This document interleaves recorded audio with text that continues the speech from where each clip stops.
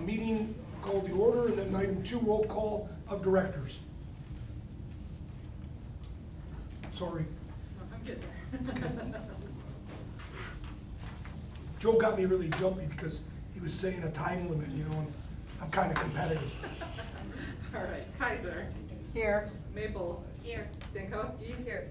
Novinsky. Here. Bauer. Here. Ness. Here. Nadler. Here. Zebro. Here. Gorman. Here. All present. Item number 3, pledge allegiance. Please stand. I pledge allegiance to the flag of the United States of America, and to the republic for which it stands, one nation, under God, indivisible, with liberty and justice for all. Item number 4, approval of the agenda. I will seek a motion if the agenda is okay. I'll make the motion. A motion by Gorman, I'll second. second by Kaiser. All those in favor say aye. Aye. All those opposed, nay. Motion carries. Item 5, approval of the minutes from the March 17th, 2026 regular school board meeting. Motion to approve. Motion by Bauer, I'll second. second by Stankowski. Any discussion? All those in favor say aye. Aye. All those opposed say nay. Motion carries. Item number 6, student board report. Good evening. My name is Ruby Slowicki, and for the final time, I'm thrilled to share with you the successes of Mosinee students over the past month. Everyone has been getting ready to wrap up this year, some coming back next fall, and others beginning their journey into life after graduation. Mosinee Concert Choir traveled all the way to New Orleans, Louisiana, to compete in the World Strides Heritage Festival, a national choral competition from March 25th to the 29th.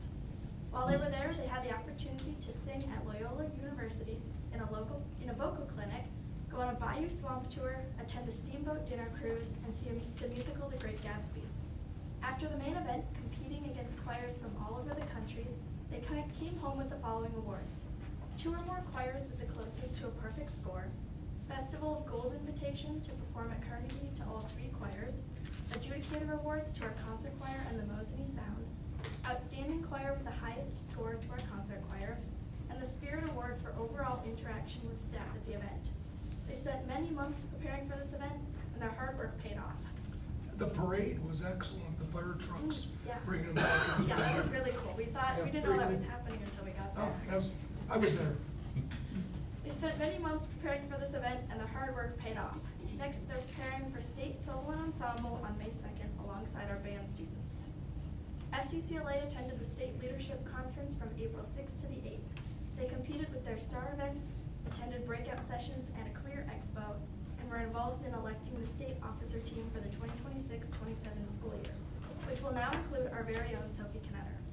These 3 days allowed attendees to develop leadership skills, challenge themselves in a competitive setting, and individually explore opportunities around them. 13 students competed with their star events, bringing home 3 silver medals, 10 gold medals, and 10 students qualifying to compete at the National Leadership Conference in Washington, D.C. in July. They were one of the highest performing chapters in our state. Skills USA attended state, where 15 students were tested on their hands-on skills, professionalism, and content knowledge that are needed for the skilled area and essential future jobs they're interested in. 4 students made it to the podium with 5 medals, 1 now national bound, and 2 other groups national bound runners-up. Their advisors are beyond proud of them, and they're excited for them and their future adventures. This month, Student Senate took on 2 outreach opportunities, putting on a leadership conference for the student councils in our area on April 8th, and hosting our annual Evening of Elegance for the elderly community on April 11th. At the leadership conference, they led breakout sessions, networked with other schools, and took home valuable lessons to implement into next year's spirit events. At the Evening of Elegance, students served and made valuable connections with their elder community members. This event was sponsored by Hawk Creek, Krieger Floral and Gifts, Lee's Piggly Wiggly, and the Mosinee Area Chamber of Commerce, all supporting Student Senate's mission of connecting students with our community. Accounting 2 students competed at the UW-Madison on April 10th. Their project was the result of researching, developing, and presenting their findings and opinions on a case study. They competed against 27 teams from across the state with their project, The Future of Badger Park UW-Madison Accounting Case, and they finished in first place. Baseball's game against Anago on April 13th was paused after 4.5 innings, and it will continue from where it left off when Anago comes to town on May 8th. Softball is celebrating a win against Anago 20-2 in 5 innings on April 14th. Anago took the lead at the top of the first inning, but Mosinee came back with an attitude. And forensics was supposed to compete on April 17th, but due to the weather, they weren't able to go. So they're going to do it online now. That's all I have. Thank you. With an attitude, huh? Yeah, that's what I said on Facebook. I was like, that's too good not to go. If they said it on Facebook, it's gotta be Yeah, true. yeah. Thank you. Anybody got anything, questions? Thanks, Ruby. Yeah. Ruby, you're wonderful, thank you. Thank you. Wonderful. Awesome. Item 7, special presentation, food service presentation. Dave Fisher is here. Dave comes up and passes out. Dave is our local rep from Chartwell's. He's in charge of food service here at Chartwell's. Does a phenomenal job. I see Dave all over the place. And overall, he does a great job. So I just want to tee him up for that. Dave is probably one of the more friendly people you will meet. Hey, where's your apron? I know, I need. He doesn't usually dress like this. Yeah, you're right, I know. I should have brought samples, right, Joe? Yeah. Food service Well, we presentation. talked about that. That's what we should be doing. Well, you know, we can still bring samples. It's pretty good. It is.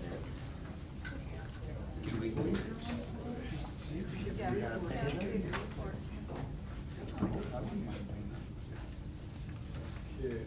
Well, thanks for giving me the opportunity to talk about food service. I handed out a couple handouts. One's a copy of the update, and then I chose a newsletter that I do monthly, just to inform the district like what we're doing every month. This one happens to be the October one, and then a list of counts, breakfast and lunch, just on where we're sitting. The sheet is from the start of school through March, just to give apples to apples idea year to year. Okay, to start off for breakfast, 2 years ago, we were at 124 breakfasts per day. Last year, we got up to 237, up 5.9%, and then this year compared to last year, we're down 2.9%. We're at 195 per day. So we have some work to do there, but what I look for is, first of all, breakfast is the most important meal of the day, so it's really important that the kids take advantage of that breakfast and, you know, go into school with a full belly and, you know, so they're ready to learn. I look for kind of new menu options every year, so they're more willing to take that breakfast. There are new opportunities, quick and easy options. I found that the kids really want to talk to their friends in the morning. They don't really find time, they have a lot of time to eat, but last year we started like a breakfast cart trying to capture some of them with the grab and go to make it easier for them to grab a breakfast. But it's really important to me to get those counts up and for the kids to take advantage of the breakfast that is available. Lunch, looking on the sheet, for 2 years ago, we were at, let's see, the sheet doesn't account for our service days or enrollment, but lunch 2 years ago, we're at 125,000. Last year, we went up to 135,000, and then this year, we're 129,000. So it's down from last year. Once again, it's important. I'd like to see increased counts, not down. So I think my biggest challenge might be an open campus, but I really want the kids to take advantage of the great value of the meals. $1.60 of breakfast, you know, for parents is amazing. And then for lunch, if they're at elementary, $2.25 up to $2.45 at the high school. So, you know, for the value and the, you know, the nutritious food and great tasting food is kind of a no-brainer to take advantage of that for the families. Next, student engagement. I think it's really important to go out and talk to the students, most important thing, on a daily basis, whether they're coming through the line, asking them what they like, what they don't like, talking to teachers, staff, see what we're doing right, what we're doing wrong, and make those corrections. Updating menus is really important to get the food, offer the food that the kids want. This year I did some menu changes going into the year. One example is I took off the tacos, and I found out right away I had a revolt at the high school. They wanted that Taco Tuesday, so I had to get that back. But, you know, in doing the menu changes, you know, sometimes you have success getting, you know, some nice changes according to Chartwell's that nationwide do well, but they might not do well here, and the students might not, you know, want they have their own favorites, and you have to learn that and kind of adjust. So I do that year to year, or actually, you know, month to month, just talking with the kids.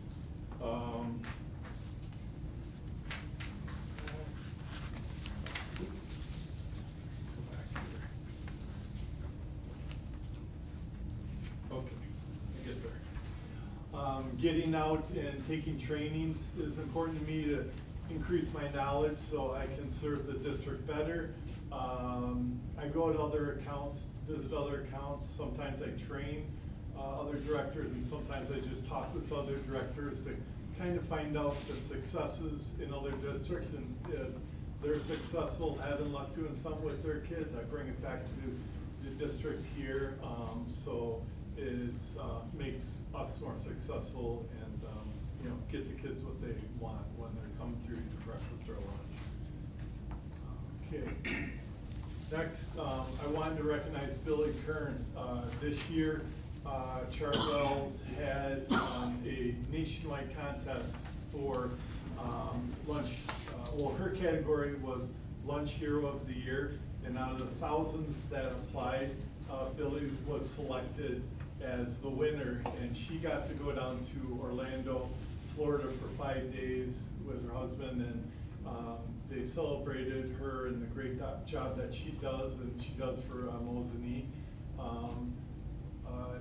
Just a little bit about Billy. She runs our snack shack at the high school.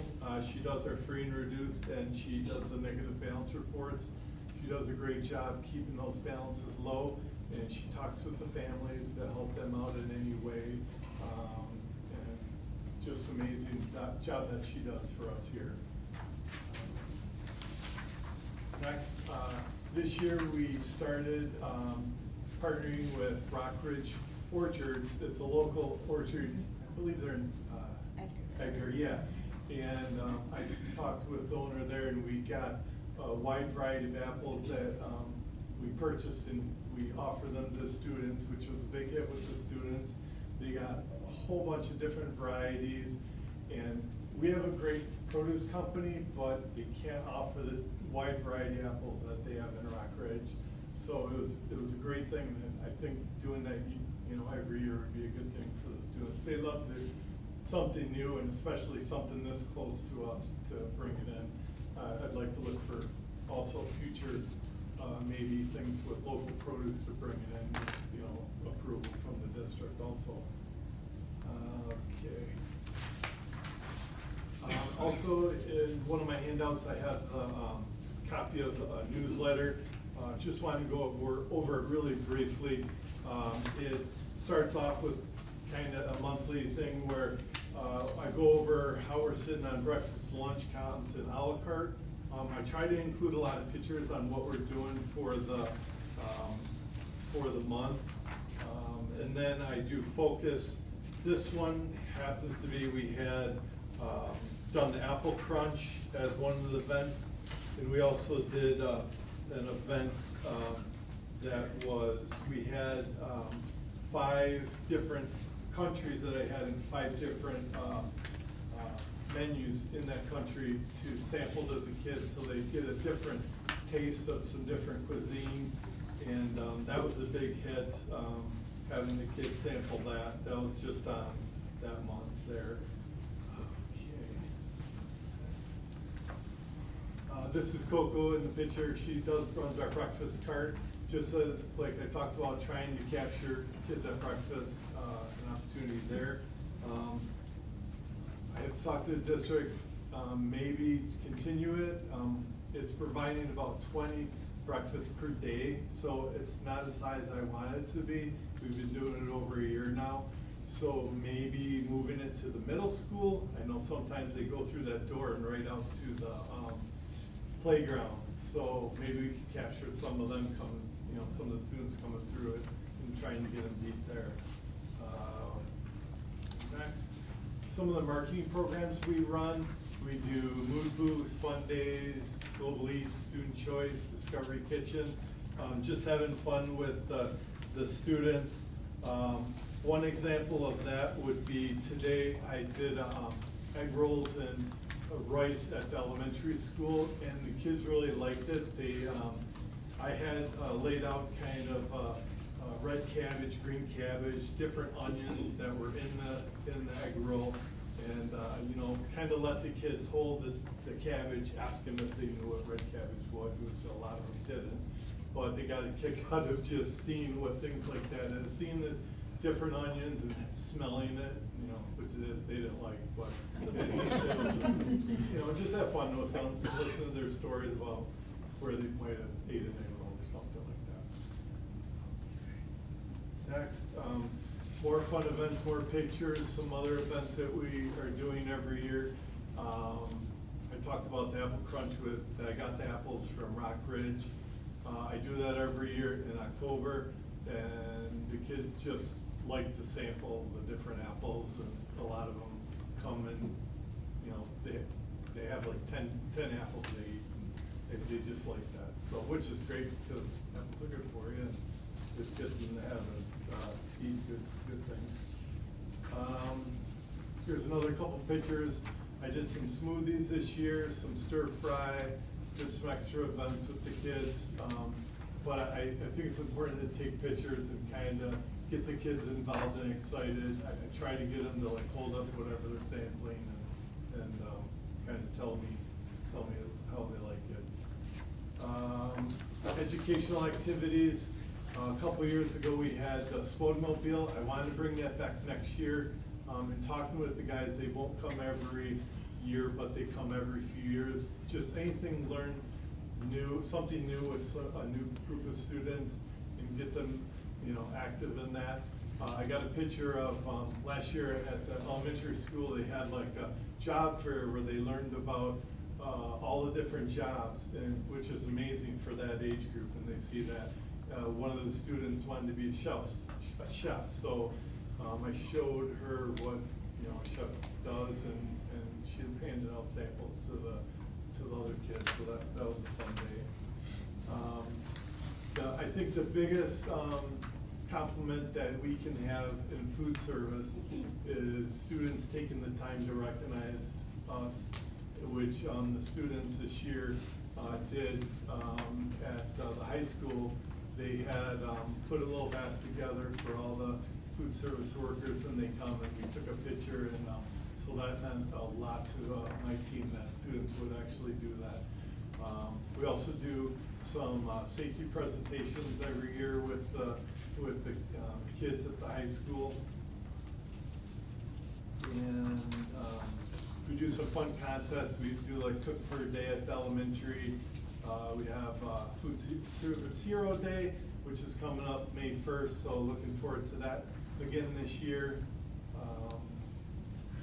And then increase meal equivalents and increase sales.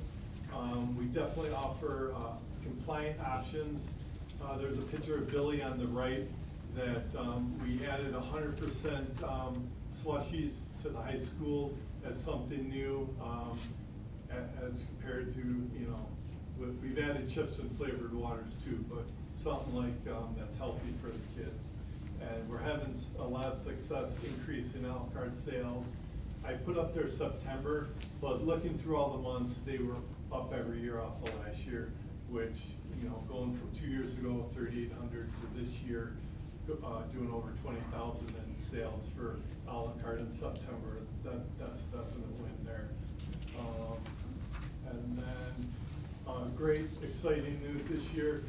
We are, Rod helped me apply for the summer food service program, and they approved us to have free breakfast and lunch for the summer school, which is great, and it involves any child 18 and younger. They can come in, get free breakfast, and then that's gonna be during our summer school sessions. Also looking at opportunities to maybe extend it throughout the rest of the summer if I find a chance to do that. But so that's good. And then some things I'm working on is summer school obviously is coming up soon. New menus, I'm looking to change those for next year, but not tacos. And then Smart move. yeah, I won't do that. And then local produce, more options, staffing, we've got 3 retired, people retiring, replace that if necessary, and then, definitely getting a new high school kitchen. We're gonna get in there to check it out in a month or so and get that ready for the, exciting school year coming up. And that's all I had today. Any questions you had for me? Joel was wondering if he could come and eat, if he Yeah. could pay just to sample the food. Yeah. He was serious about this, right? Anyone's invited to please come and eat I've with had the it. students and eat the food, and that'd be an honor if you came. And yeah, you always are welcome to come and I had a see. quick question then. So with Rockridge apples, what does it take to bring in some of the local produce? As far as permits and requirements to be able to get that into the school? I checked with my boss for Chartwells, and she said a lot of schools do that. You just have to get the strict approval, which Rock gave you the okay.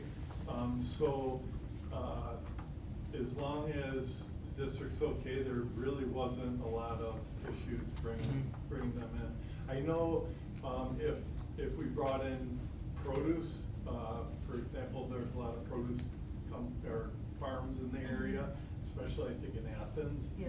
like CSAs, Red yeah. Bar, yeah. Red Door, Cattail. Cattail, Mechanics. Stony Acres, Yeah, yeah.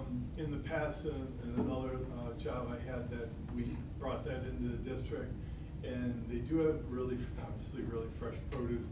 The only problem I found was, we had a lot of issues with bugs being in the produce, Okay. where Yeah. you really had to go through as compared to, our produce company in the Fredo that we go through. It's really good produce, but it's not local, that's the problem.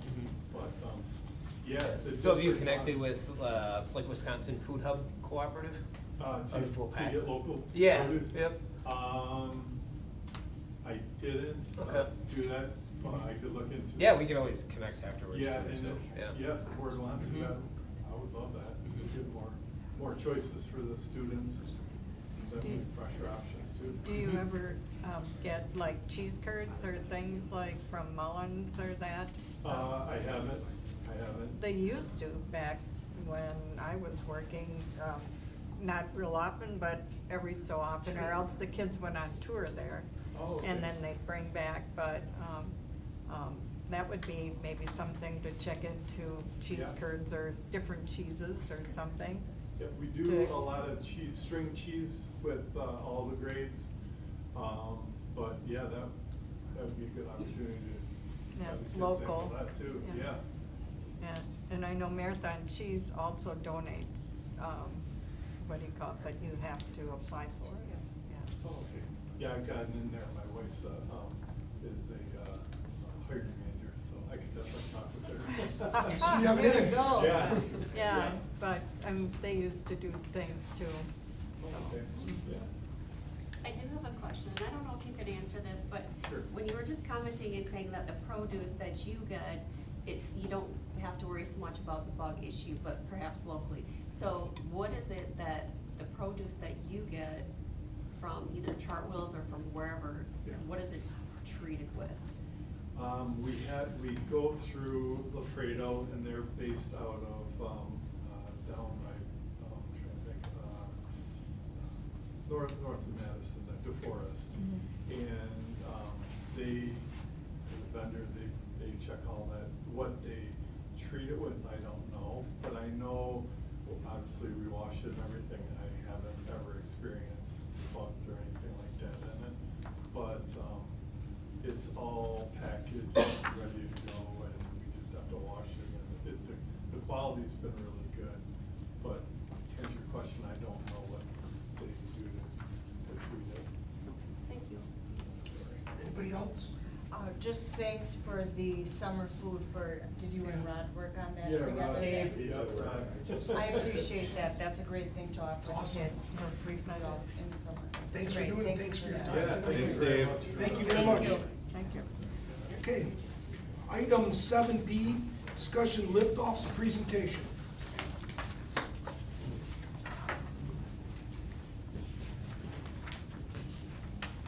Right, pulling up here, Greg asked that I give an update on some of the work that has gone on with this organization at the beginning of the school year. He presented, we joined this pilot program and collaborative other districts who are working together to talk about the student engagement issue that we're seeing in classrooms, how to address it, how to create systems to address it. So I'm just gonna go through a little review of what it is again, with the work we've engaged with them, how some of the work has changed over the years, right? As we get in this, all of these districts are working together. Some of these ideas are new. As we try certain things, some things aren't working, some things are working, right? So there has been an evolution in some of the focus areas. So I wanna talk through that and then what we're hoping to accomplish in the future with it. So just as kind of a review of what the Liftoffs is, the Liftoffs is a group that's just talking about how does education need to change as our students change, as engagement declines because of that disconnect between what is going on in our classrooms and who our students are as learners and what they expect and what the world looks like as they shift what they're going out into. And what it is, there's 4 core experiences that the group talks about of how to integrate, how to personalize learning in a way that acknowledges each one of our students is walking into our classroom with different life experiences, different background knowledge, different expectations as far as what they're hoping for to get out of school, what they're hoping to accomplish when they leave school. So how do we address all of those differences within our classroom to create a personalized experience that addresses and meets the needs of all of our students? Authentic inquiry, how do we create a classroom environment that allows students to be curious, to dive deep into their interests within academic standards, to be able to demonstrate their knowledge in authentic and relevant ways beyond simply all taking the same true, false, or multiple choice test. How do we engage them in a deep way that actually shows not only do they know content, but they can transfer that into an applicable way that will serve them in their future. How do we talk about some of these and integrate some of these durable skills that we've been talking about? When we engage with our employers and they talk about these skills of being able to critically problem solve, to be able to collaborate with teams, to be able to communicate in person and to be able to do that effectively within all of these academic skills. How do we take those and blend those together? And then how do we reflect the changing world outside of us within our 4 walls as we engage in our schools? And so that is the structure that they operate and that we're having discussions around. This just talks a little bit about what do these classrooms look like. And again, I'm highlighting this as a organizational overview, right? But there are 14 different districts engaging in this work. So what our classrooms and experiences look like is different than what Whitehall's is, where they have 2 tracks of students all the way through, right? The school is different, what that looks like. So I'm just showcasing you what this overall idea is. And so when you look at those different classrooms, it's how to engage those 4 core experiences I just talked about and integrate them in a way to engage students. This goes through what a traditional classroom might look like, what a Liftoffs classroom might look like. Again, just talking about the differences between what percentage is a teacher talking and what percentage do students get to talk, right? If we say problem solving is important, what opportunity do students get to problem solve? And that different shift in who's doing the thinking, who's doing the talking, who's doing the work, and when is all of that happening, knowing that there's a time and a place for both, and helping us understand when that happens to be able to engage students in a deep and meaningful way so that they are thinking, they are problem solving, and they are doing the majority of that work. So what has this looked like for our school year, and how has this participation looked like for our school? And this is based out of CISA 4, which is lacrosse, right? So a lot of these districts we're working with are 2 hours away. It's geared towards rural schools, and while I would define us as kind of a rural school, we are a very big rural school compared to some of these other ones we're working with, Whitehall, Oliva Strum, Alma Center. These are very small schools. So what does it look like for us? Some attendance at different professional development opportunities. We had a team of teachers over the summer attend. We've had some opportunities for teachers to go visit some of these other schools to get ideas. Administratively, we've been able to attend some virtual webinars to be able to gain some knowledge and insight. We've had 14 coaching days where instructional coaches around student engagement have come to work with our teachers, both our classroom teachers, our coaches, and our administration to develop the capacity around those experiences to be able to engage students in different ways. Participation in this group has helped us with group pricing opportunities for certain resources. So defined learning, for example, that big discount we had came as a result of the relationship with this Liftoffs Collaborative. Then there's also just the benefit of talking with districts who are having the same conversations, how to engage students, how to connect career development with classroom coursework, how to integrate better industry standard technology within our CTE departments. So for example, when we did the grant writing for the 2 robots that we got, Whitehall was instrumental in helping us with that because they just opened up an innovation center where they dumped $1 million worth of CTE equipment into their place. So they helped us understand how to write that grant. So just that collaborative opportunity with districts who are doing the same work has been beneficial.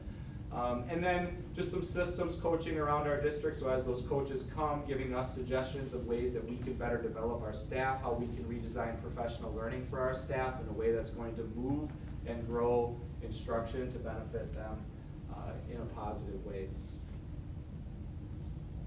Where some of the shifts have happened over this year with this group and how we're looking to this for next year.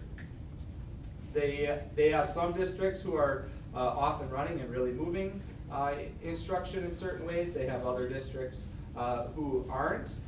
This group also started, and I think if you recall some of our presentations at the beginning of the year, they were very heavy in discussing ways AI could do all of this. And that has really shifted in prioritizing student engagement and problem solving, and then wondering how we can get more efficient to get more time for that using some of our AI resources. So talking about the purpose really being redefined for some of those resources, not that they don't exist or aren't important, but how do we, not as the priority, but as the supplement to the priority, which is getting kids doing and thinking more. So they have kind of split off. They're going to run a coaching center, a learning collaborative. We still find extreme value in the networking with the group who is having these conversations. We appreciate the connection. We appreciate some of the resources that have come with that. However, living 2 hours away, getting a coaching day twice a month is not moving instruction for our building, considering the size of our district. And so continuing to pay for that branch of this service is not of value and something that we do not plan to continue. We've spent the year building the capacity of the people in our building, and we feel we can move instruction in a positive way without spending the money on that. So as this group splits into 2, we are really focusing on the network and systems building, not necessarily the coaching, because that just isn't going to move instruction forward under that model.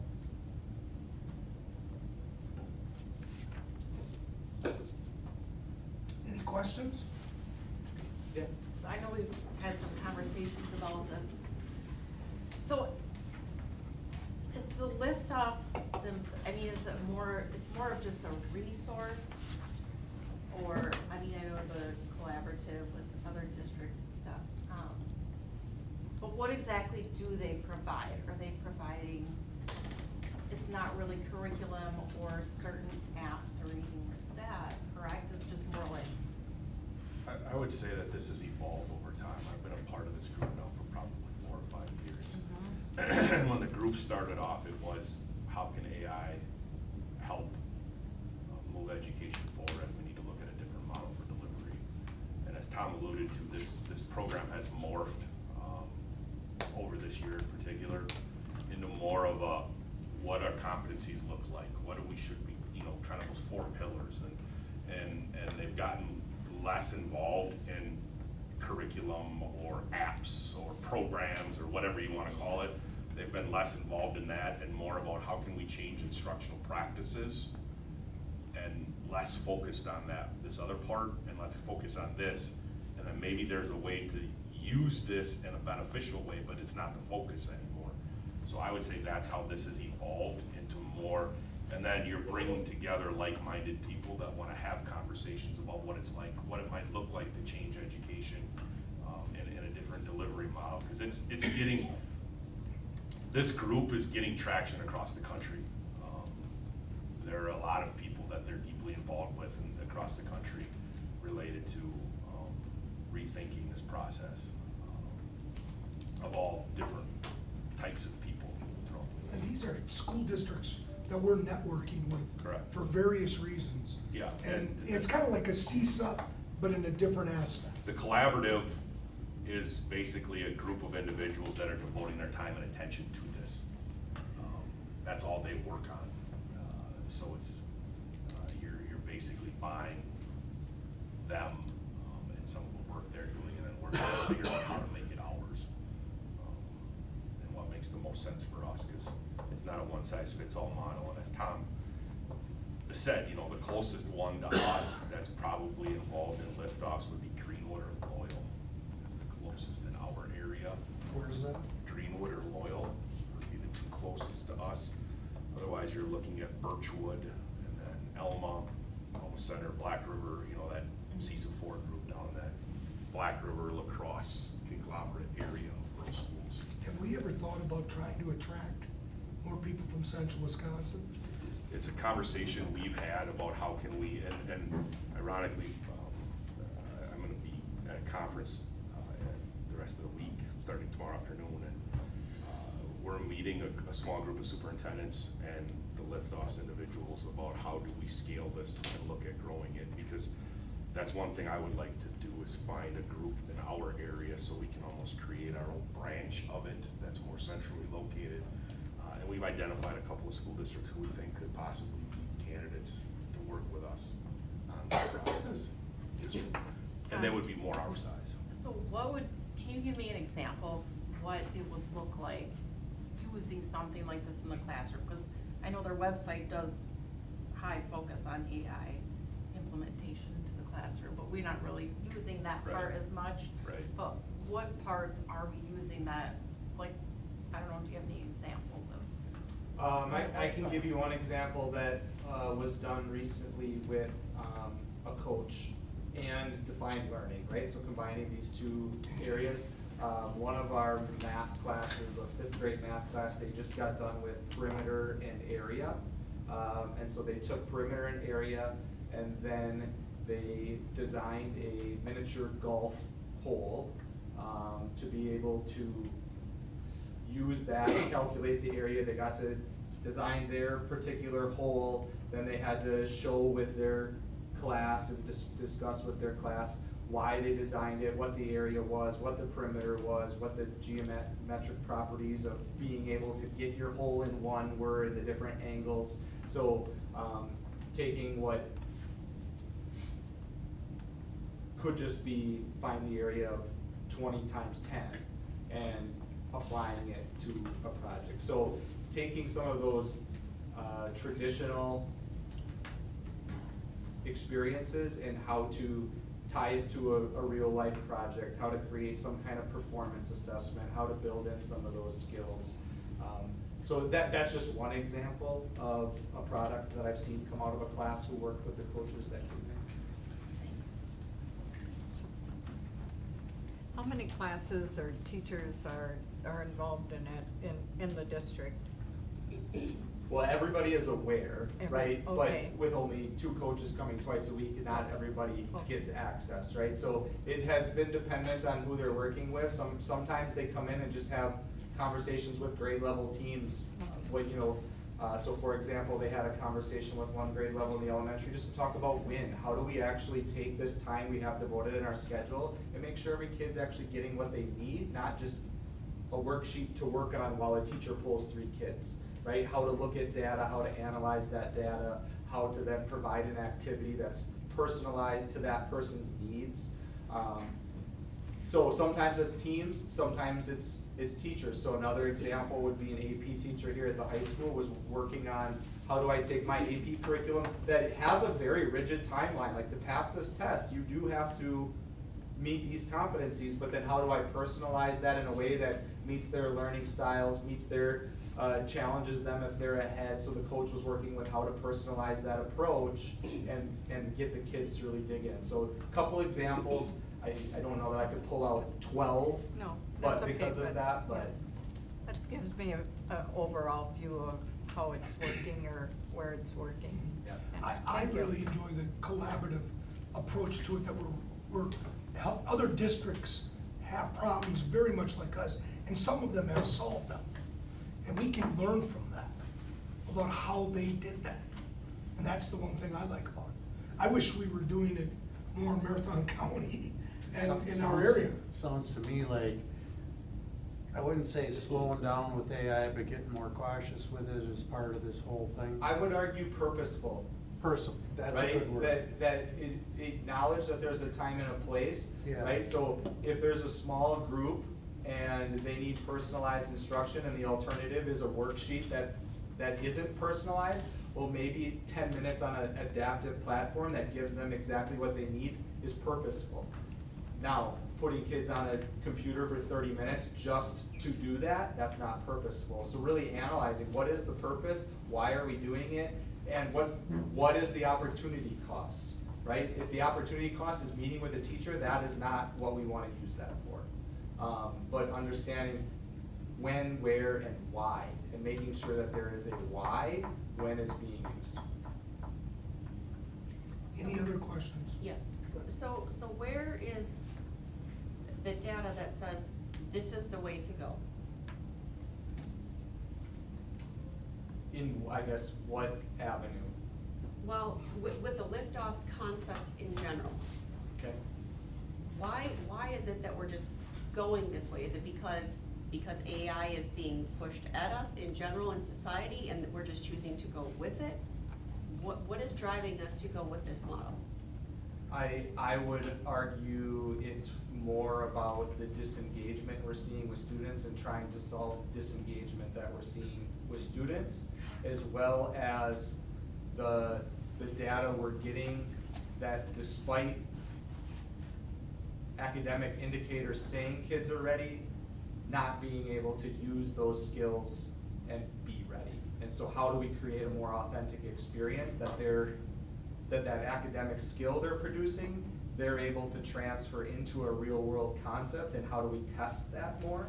And I think that's why AI, while it's there, has taken a backseat to that work, until we know more about how we purposefully use that to drive and create more opportunities for that problem. And I would argue, collaboration. I've been in this for 26 years, personalized learning has been a conversation point Yeah. for 20 years in education, plus years. It's just now, instead of everybody trying to figure it out on their own and not really having an answer to how to do it, now there's a group that's working together and trying to figure out a systematic way to do it, to solve a problem that, quite frankly, I mean, you know, engagement's been an issue back when I was still in the classroom 20 years ago. I mean, And I this is think- what this is trying to solve really is a new concept, it's just a different way to try to solve it. And I think the other data marker that we're trying to solve is, especially when we look at our youngest learners right now, the gap that our data is showing us between the students who are coming into elementary school ready and those that are above and beyond ready, meaning that how do we meet the needs of all of those 20 students in one classroom, because that gap is getting bigger when we're looking at our data as far as readiness to start school, and how do we get them all here by 3rd grade, and so that's another problem that we're trying to solve.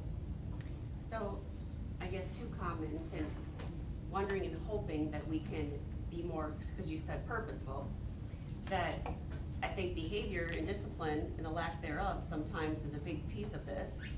And number 2, when you look at some of the data of, I'm hoping that we're opening the scope up and looking at other states in the nation, because when you look at some of the southern states that historically were extremely low in their math and reading scores, Louisiana, Alabama, but now you keep hearing what's working is going back to the basics.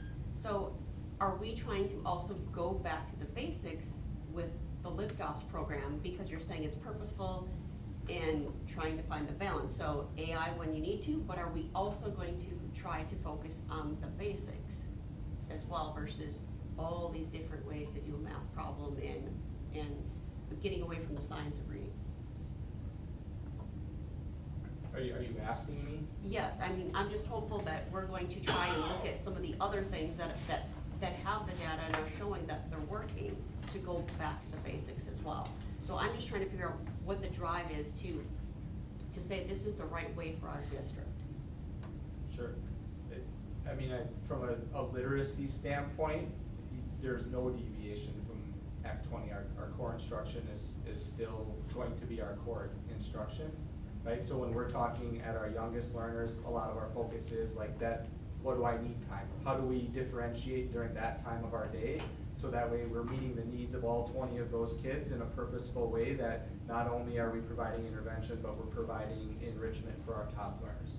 So like when our coaches have come, that time of our day has been our focus in that K-3, is how do we reinvent, how do we rethink that time to really redesign, as well as some of our small group time, right? So if we have small group rotations, if our teacher's working with 4 kids, how do we provide quality rotations outside of that with our diminishing human resources, right? And the number of people we have helping in those classrooms. I don't know, like I said, I would just chime in, like I said, when you say a direction, I don't see it as much a direction and a destination as it is a tool in our belt to get to our destination. I don't think you look at Liftoffs and say, hey, this is how we need to run our school. I think this is something that helps us use a tool that not all of us are fully aware of its capabilities yet and how to use it, but collaborating with other schools and learning how to use that tool gets us to the destination, the direction that we all want to get to, which is achieving the scores and everything else. Right, but who's to say that using this particular model, this tool, whatever you wanna call it, is the right way? I think everybody figures it out as you go. I don't think there Well, but is there an has to be answer. some data that's pushing us and showing that this is the direction to go, versus just trying something new. Well, when you look at, you brought up science of reading, when you look at what happened before science of reading, it's like they took away the explicit phonic Yep. instruction. So when you say going back to basics, science of reading added that back in, so it's opposite. But I think it's with anything, you know, at every point in education, everybody's trying to do what's best for kids, and, you know, like with anything, you try it, you tweak it, you try it, you tweak it, and you just keep measuring the results of kids. And with anything, right, it takes about 3 years to see, is that working? But I think the key answer there is continual data monitoring. We should always be looking at the data, and are we getting the numbers that we need from it, and do we need to make a change? You know, and right now, when we look at our numbers, we're not getting what we need to be. When you look at So why the not go back science. to the basics then?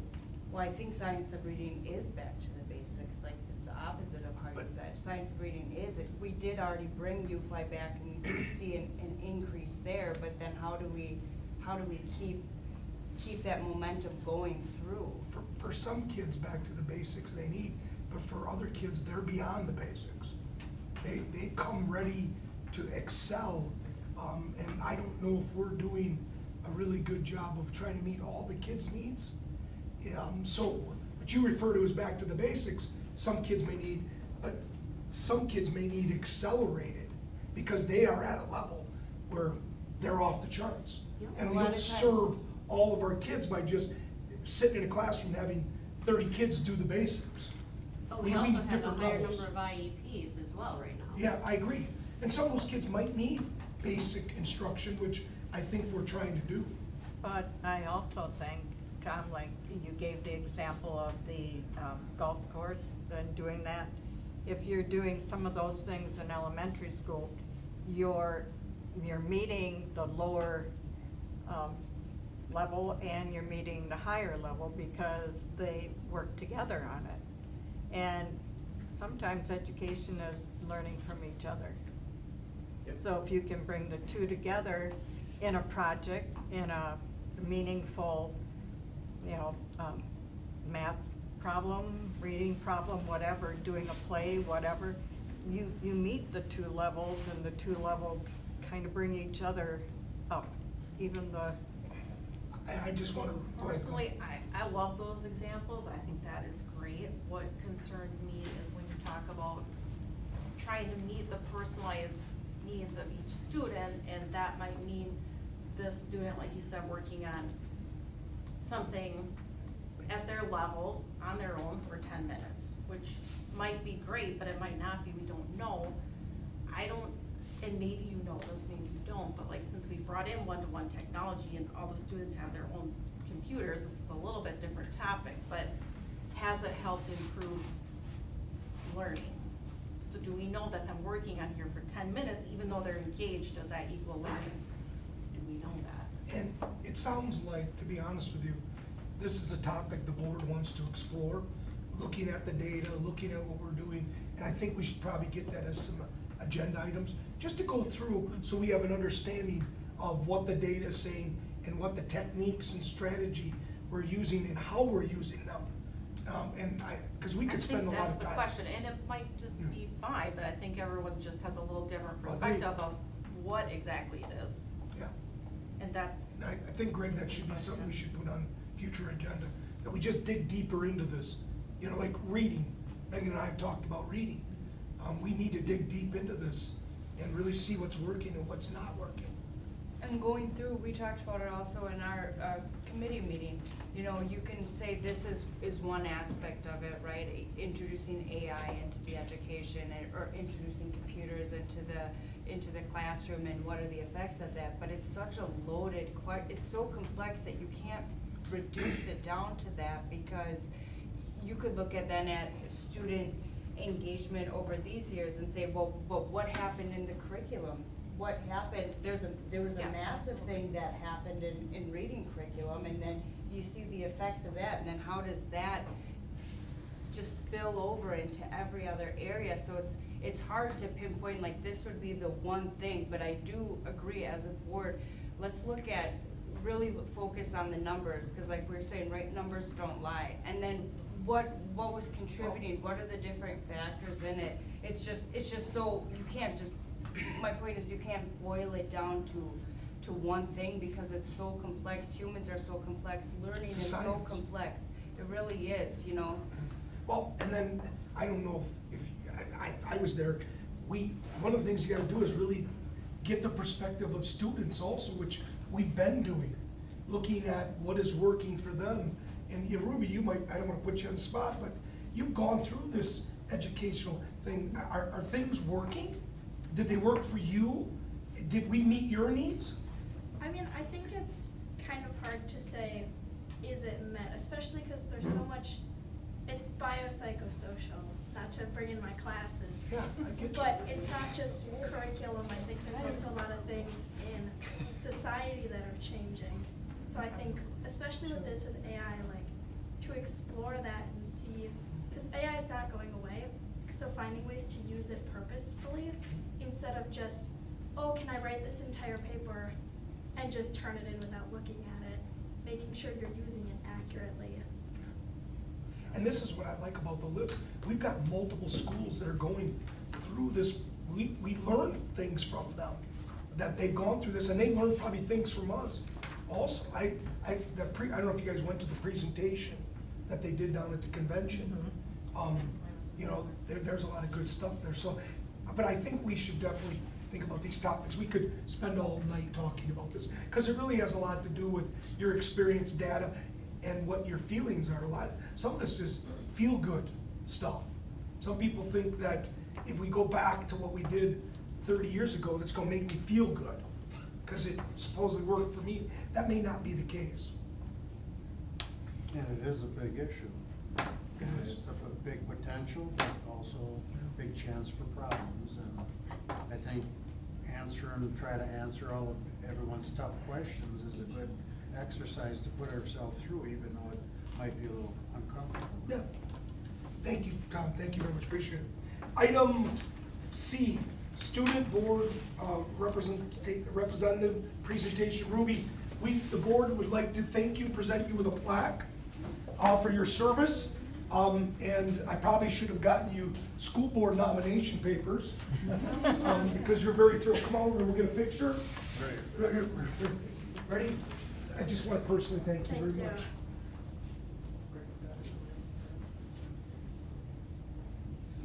Is that gonna slim me, Greg? Hope it does.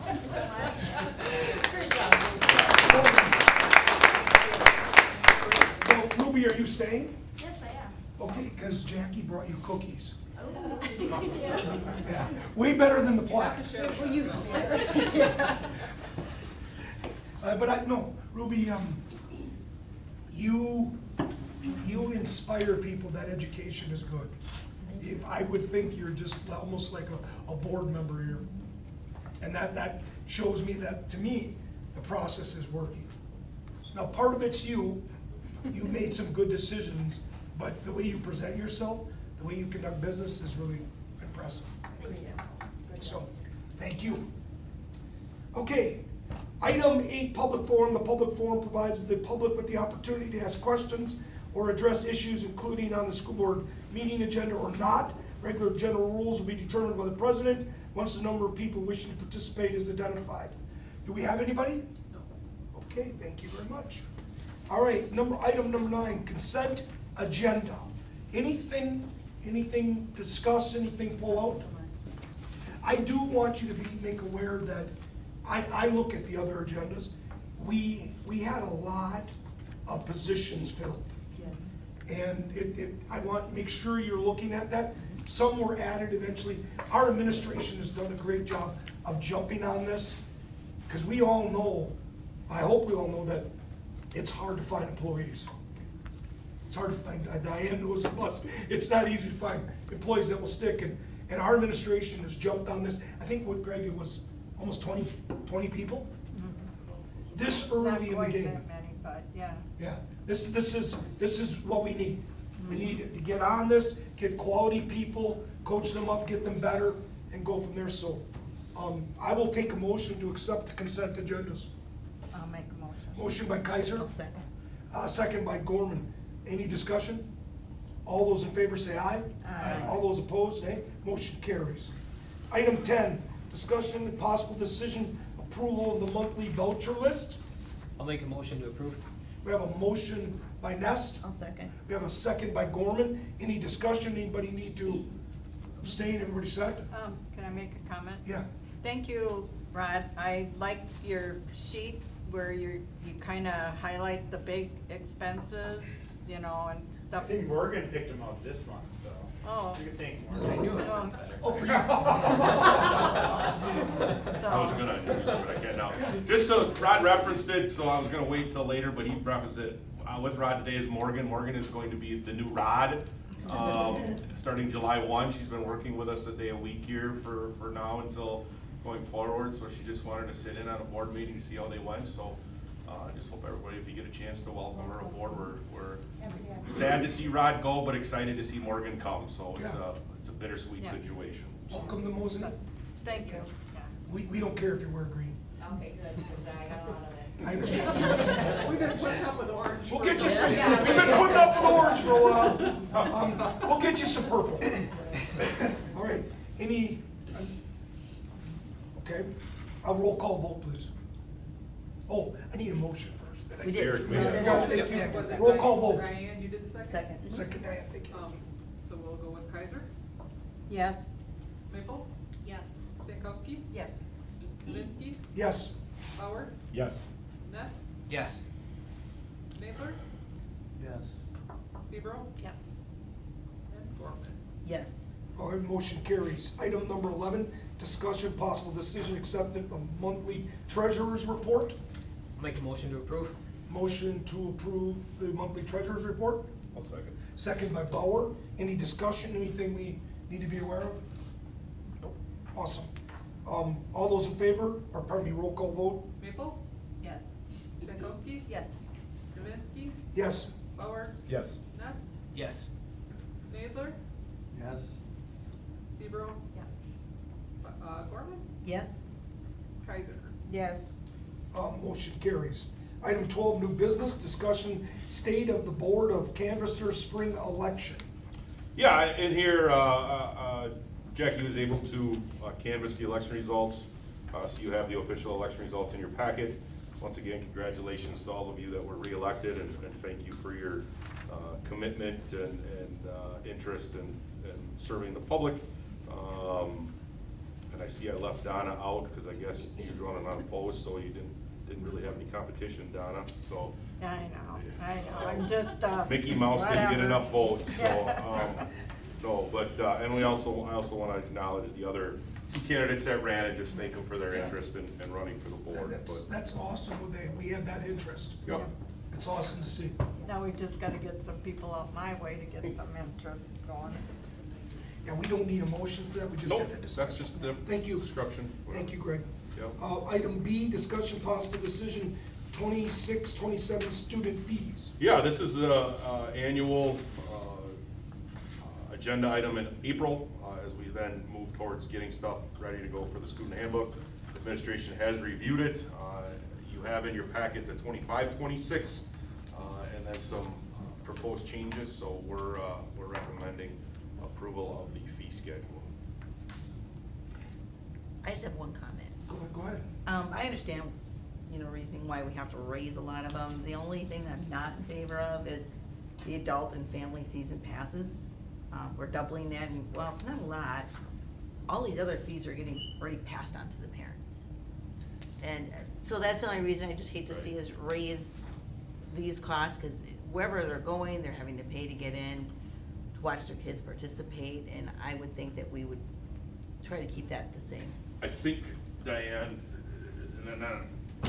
I think that was a conversation we had last year, like Right. August. Yes. It was We did. earlier this year when July. Kelly Yeah. did her presentation, it was, I don't know if it was voted on already then, but Right. it was recommended that we raise it to those prices Right, at that right, meeting. and I'm just, So, yeah, so I mean, if the decision is to stay where it is, I'm not gonna that's the argue with only anybody. other thing. Yeah, no.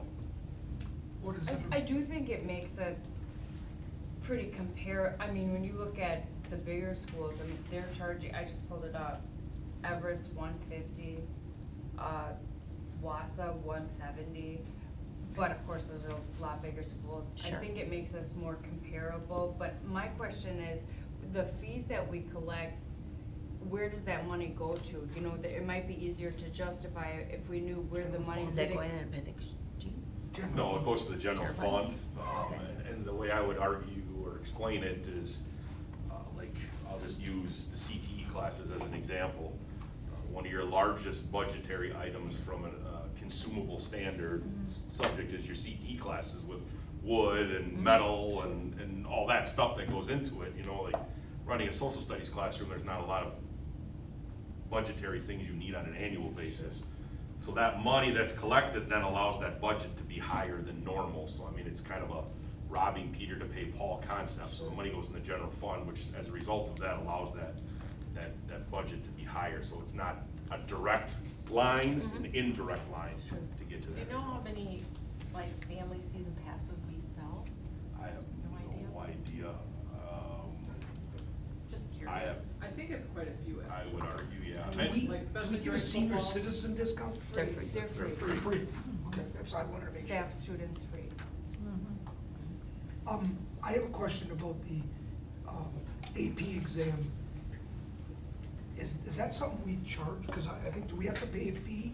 No, right? That's charged Based to on- us by By the- college board. yeah, college boards, that's So what I that's thought. who sets I that just wanted to price. make sure. Yes. And we do get reduced rate for students who are financially in need, Okay.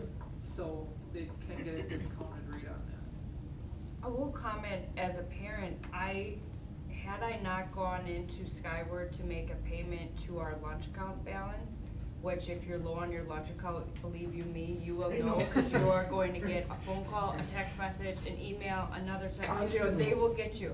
But had I not gone in to make the payment, I wouldn't have realized that I had outstanding free fees from our other classes, so I do think it would be beneficial to implement some sort of notification to let parents know, because if I were to just send money with my kids, I wouldn't have known, and they definitely would not have told me, hey, mom, I owe money for this, they just would have, forgotten. But I had, my daughter took this STEAM class, and there was a fee for it.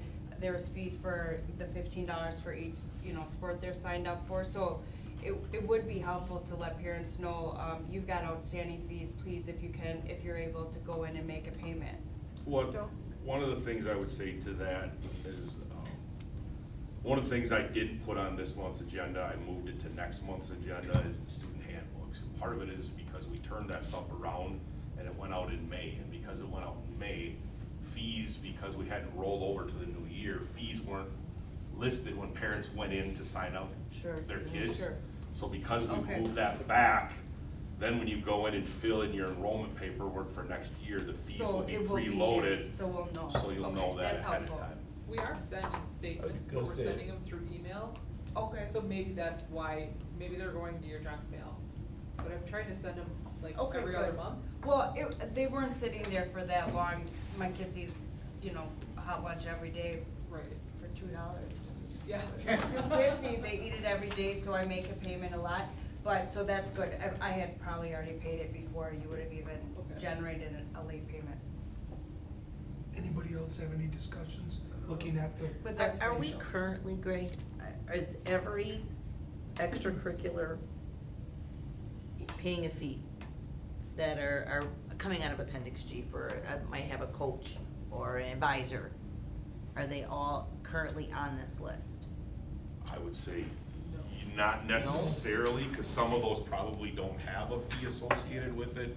But if they're Well, club that's dues, a- they're not on this list. Right, Okay. right. They could pay right to the advisor. Yeah, like FFA has dues that go directly to the Okay. FFA because you have to join the national FFA, so that due gets Okay. like passed through, like, I'm assuming the same with Skills USA, FBLA. What about, like, say, for example, Student Senate? Right. Are they, No, there isn't a fee to be. I'm just charged. using that as, If they would have a due, it's not on this list, okay, no. got it, okay. And I think that's because the national organization charges, Mhm. and that's what they have to pay. So the bus fees weren't on this last time, but that was we had talked about it in our finance Yeah. meeting. These are staying the same as what they were last year, but they were bumped up last year as well. There's like a window of time as far as how that was implemented, but Right. this will stay the same for That was next a year. It's long- just the first time we It had was this. a long, on. lengthy discussion. Yeah. But Last that's year just too. the first time this is Yes. on this schedule, I think, so. Yes. Yep. At open house, can parents still pay fees and stuff like that? Yeah, cause I know we always did that, so. Any more discussion? I'll seek a motion if there's no discussion. Also move. I have a motion by Stankowski to accept the 26-27 fee schedule, I'll second. second by Nest. Any more discussion? Okay, all those in favor say aye. Aye. Opposed? Aye. Aye, we have one opposed. Thank you, Diane. Okay, item C, discussion possible decision, first reading, new policy 4140, termination and resignation. As I was working through some things earlier this year, and working with WASB Legal Counsel, we do not have a policy that directly relates just to the support staff. We have it for the teaching staff, but we do not have it for the support staff. And it was recommended that we do have a policy that outlines this. So I used the sample policy from Neola and had some conversations with Bob Butler about what is common in the state of Wisconsin. So what you're seeing is what's common in the state of Wisconsin, but by no means, you know, it is not uncommon for termination and resignation for support staff to be in the hands of administration. But if the board wants to have it in their hands, I am not going to object. I can't object, but I'm not going to fight over it. I'm just referring to you what is common in the state of Wisconsin as we try to get a policy in place. I'll make the motion to approve. We have a motion by Gorman, Second. second by Bauer. Any discussion? Okay, all those in favor say aye. Aye. Opposed? Motion carries. Item D, discussion possible decision, policy revisions. Yeah, this is policy revisions in response to Act 57, which if you remember, that was in your, whatever the WASB policy or update, whatever that monthly or every other month mailing we get. Act 57 was passed, and I believe in December or January. It relates to notifying parents about sexual misconduct. I had this was a special update, but it was kind of running in conjunction with the update we did like a month ago, and I didn't want to try to run I didn't want to confuse it, so I held off on it until we were done with that last update to then bring this one forward. We're still within the timeline, it doesn't really go into effect. So this is in response to Neola for the Act 57 update. I will seek a motion. I'll make the motion. Motion by Gorman, I'll second it. second by Kaiser. Any discussion?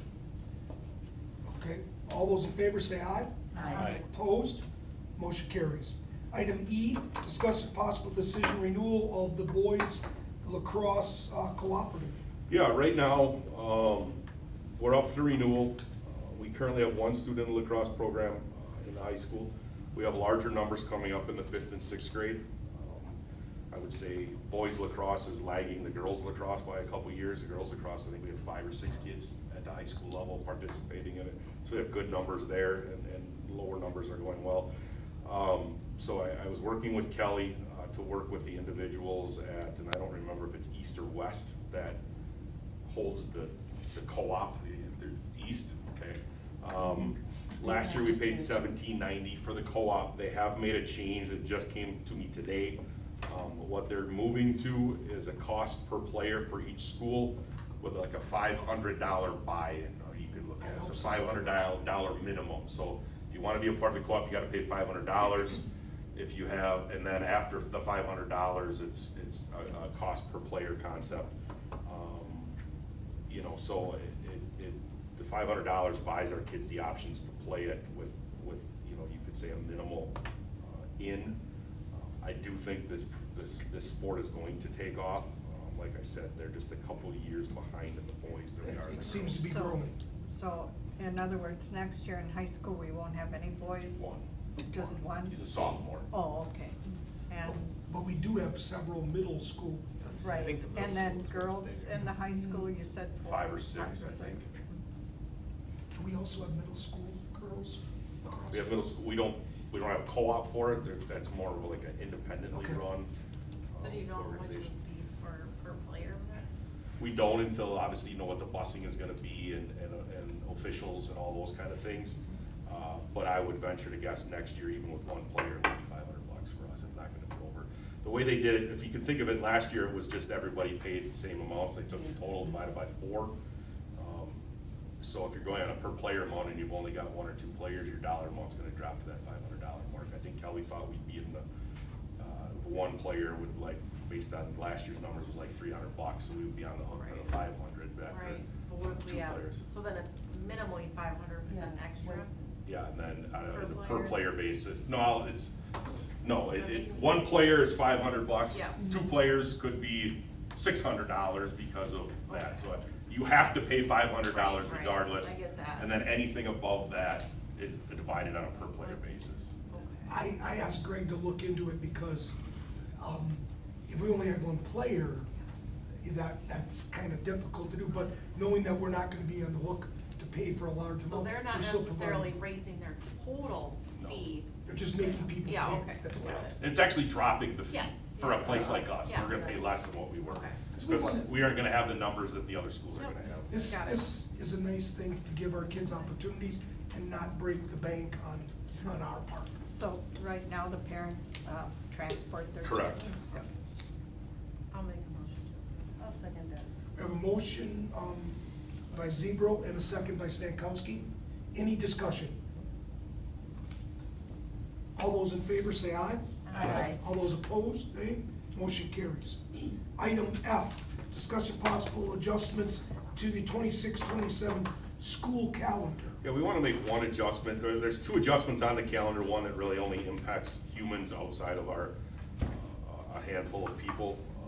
We added the dates of the new teacher academy, which is now August 18th and 19th, which really only impacts administration and new teachers. It doesn't impact anybody else in the free world, parents or anybody. The other thing we're asking for is to move the PD day from October 12th to October 9th, from a Monday to a Friday, or sorry, yes, Monday to a Friday.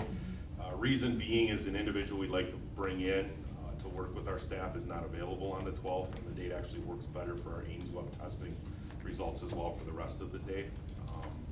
So we're asking for approval of that date change, which we will then get out ASAP. Motion to approve. Say that again? I said I make a motion We to have approve. a motion by Maple, I'll second. second by Bauer. Anybody else have any discussion? All those in favor say aye. Aye. All those opposed, nay. Motion carries. All right, item 13, administrative reports. Any administrators? Greg, anybody got something they want to say? No, I mean, I just thank everybody. I thought last night was an interesting night of conversation. And just a reminder that the WASB new board meeting, new member, is tomorrow night at Marathon High School Library. And last thing I just want to make sure you give you a heads up on is, don't forget, we have the new building tour at 5 o'clock next Monday. Meeting starts at 6, we'll go tour it at 5. Before our reorganization. And we're gonna meet by the boys' locker room, which if you aren't sure where that is, when you walk in the front doors of the school, just keep walking until you hit the plywood, which is the doors. Monday night? Monday night, yep, at 5 o'clock. We'll tour at 5, tour for about an hour, and then we'll do the reorg at 6. Go in the current high school front doors, you're saying? Yep, the old locker rooms. The old locker room. Got it. Yep, Everybody okay? we'll show you the new locker rooms. Any other administrators? We do have cookies, Tom. Oh, and I wanna thank Tom, cause I did, on your report about the flag, so, cause I did get a call, Oh, Yes, so that I was do great. too. So thank you. Agreed. I think we got some good ideas, we just, okay. we get through I the like next where 2 that's weeks leading put to. it in. Yeah, So, yeah. that'd be nice. Gives the old time to breathe. I mean, obviously that's important. What time? 5 is o'clock the will be tour, finish. 6 o'clock is the meeting. Okay. All right, item 14, other reports. The, item A, the WASB report. Well, Greg just mentioned that the new board member, Do you know the Sorry. time? that's okay. Do you know the time on that? 7 to 8:30 is Yeah. when it is. Okay. And it's a marathon. Yep, Marathon High School Library. Don't go to the public library, it's a nice. Well, and we were talking about this in the committee, I think they sometimes have an online option. Yes, they do. But Yep. I don't know when that is. I'd have You have to look at the look that up. So if anybody's interested in the online option, let me know and I can dig that out. Or it would be on the WASB website. And again, I appreciate all the mailings we get and all the information we get from them. I mean, there's a lot of good, hopeful stuff. Okay, item 14B, CISA 9 report. All right, CISA 9, last month in March, the presentation that we had was by Miranda Richter, and she's the CTE coordinator for CISA 9. And I talked to Matt Lindsay the other night, and she's been very helpful from what I understand with many things that are happening in our CT program. And her presentation was awesome. Oh my gosh, it was amazing. A lot of energy, a lot of just information. It was great. And we are also at CISA 9 working on our, what do you call it, mission and vision statement. So it's kind of interesting being here and being there and how the two are the same but different. So that was one other thing. And we did approve Al Bettry's contract, so Al will be here for the next 2 years. He was there last night too. Yeah. Yeah. Yep. So, yeah, lots of good things.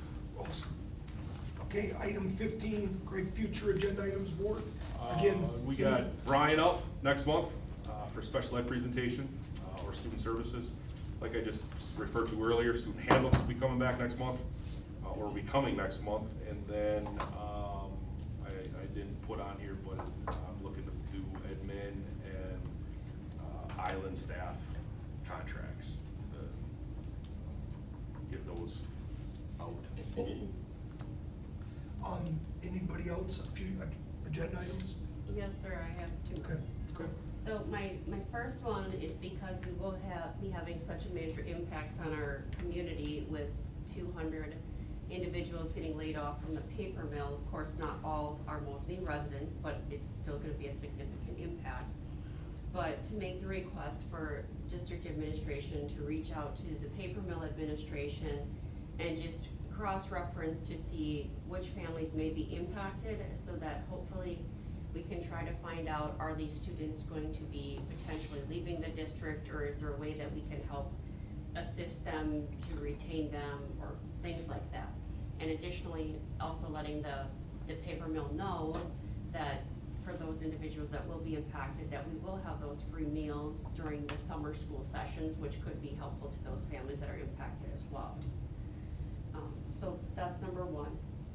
But number two is if we can, since we've had this discussion about liftoffs and purposeful discussion, if we can also, I know we've historically had the discussion, but if we could set the example and lead the way and create a screen time policy for the district.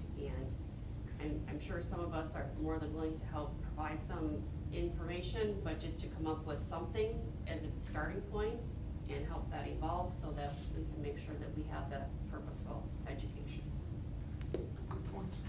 Anybody else got any other topics we need to, remember, if you do, email Greg, myself, we get it on the agenda. We've never denied anybody an opportunity to be on the agenda and speak their mind. Okay? We are staying for cookies, everybody, but we will move into closed executive session. Section 19.85. 1C reads, considering employment, promotion, compensation, and performance evaluation data of any public employee over which the governmental body has jurisdiction or exercises responsibility. We'll be talking about employee survey, teacher contracts, YMCA extension, and forward opt-out examples. Okay? I'll make the motion. We have a motion. You want me to go into closed session? I'll second. Second by Zebro. Any discussion? We need a roll call vote, right?